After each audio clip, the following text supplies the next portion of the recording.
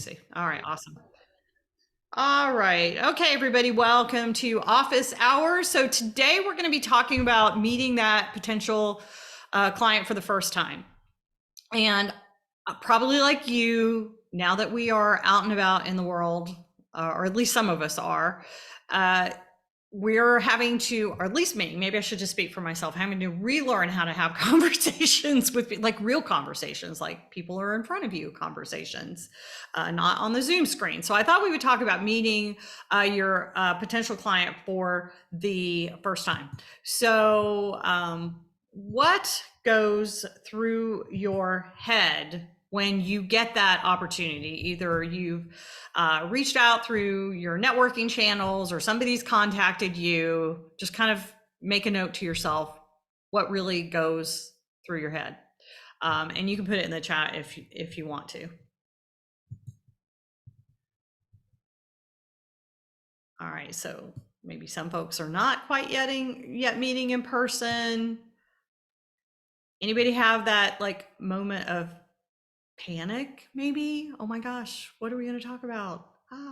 Maybe it's just me. Maybe I'm the only neurotic one. All right, so it might be, oh my gosh, this is like a sales call, and I gotta like gear up to make a sale, and that maybe feels uncomfortable, right?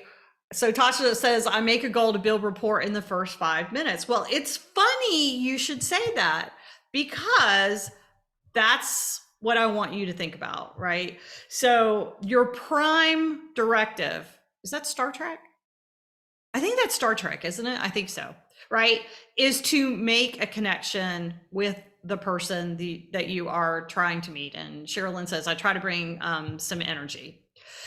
So it really is what it's all about, is making that personal connection with somebody. And I want to share some kind of tips for doing that. And I say this, and nobody ever believes me, but I really am pretty introverted. So whether it be coming on here or doing my podcast or meeting a client for the first, second, third, or a millionth time, I always have a little bit of anxiety. So if it's somebody that you've never met before, make sure you do your basic research. Now, I'm not talking about, go stalk them on the internet. I do want you to nose around on the internet, right? So check their website, of course, get a lay of the land, take a look at their board, who's on their board, look at their mission, their vision, their strategy, if they've got one. Do they have any other evaluation reports? Check them out on social. I don't want you to, amaze them with all this knowledge that you have memorized about them. I just want you to get a sense of what they are all about. Remember, not to go overboard. You're not getting paid for this conversation. It's just a conversation. And I want you to listen more than you talk. Listen more than you talk. I know a lot of folks, maybe you're one of them, that they tend to be a little verbose, especially if they have some anxiety going. So make sure that you are doing your breath work, whatever you need to do to kind of calm down ahead of time or during the situation, to remind yourself that I'm here to listen. I'm here to serve. I'm here to listen.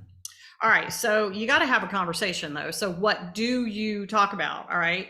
So remember, again, it's a conversation. It is not an interview. It is not an interrogation. It is not a performance. It is just a conversation. It's an opportunity for you to get to know your potential client and for them to get to know you. So just kind of get that in your mindset, and don't think about it as a sales conversation or even a sales call. You also want to be doing some thinking as to whether or not this person is a good fit for you. Is this your ideal client? Is this your ideal customer? Somebody that you really want to have a conversation with? You do want to kind of understand their pain points. Where are they struggling? And if they are a nonprofit leader, for example, I do a lot of work with nonprofits or coalition leaders. A lot of coalitions are nonprofits. Then something is always stressing them out. They're pulled in a million different directions. So try to get them, or try to get an understanding rather, of what is really stressing them out and where are your potential, where's the potential for you to come in and help. So use those good interviewing skills that I know you all have and ask those open-ended questions. So I want you to focus on their challenges, what are their needs. So, hey, what are some of the challenges you experience with data collection, for example? What do you really want to see out of the project that you have in mind? What's your biggest concern about making this kind of investment? Those are great questions to ask. And I wanted to ask you guys, what kinds of questions do you like to ask in this opening conversation? What kinds of questions do you like to ask?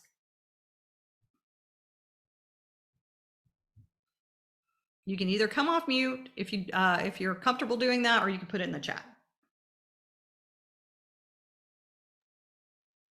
I often go back to what we were talking about, like what originally initiated us having this conversation. And like, I think all of us are really good. Like, I mean, I don't know about everyone else, but I do a lot of interviews and a lot of focus groups. And I honestly just kind of tap into that um, of asking open-ended questions and following leads that I hear, following up on things. Like I'm often not taking notes about what they say, but taking notes about like, you know, little like leads that I have, right? Of like, oh, I want to follow up on that. Oh, I want to ask them more about this other thing that they said, 4 sentences ago. And then kind of like actually saying, oh, you said something a minute ago and I want to go back to that for a second and just ask you like, how's that going? Or like, who's kind of, oftentimes I ask like, who's doing certain things, because clients come to me and they have 30 million things to do and all these issues, and kind of me sorting out who's actually in charge of that, who's the remember of it, who's pushing things forward. And that oftentimes leads to their pain points.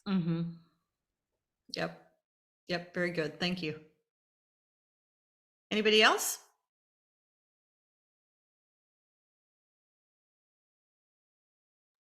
I find that a lot of times clients don't know what they're looking for. So I ask a lot of, like Charlene was saying, a lot of open-ended questions, trying to get at those pain points, so I can make recommendations on how we can work together. Thanks, Amy. Yep. So the idea here is really to find out kind of what their challenges, what their needs are.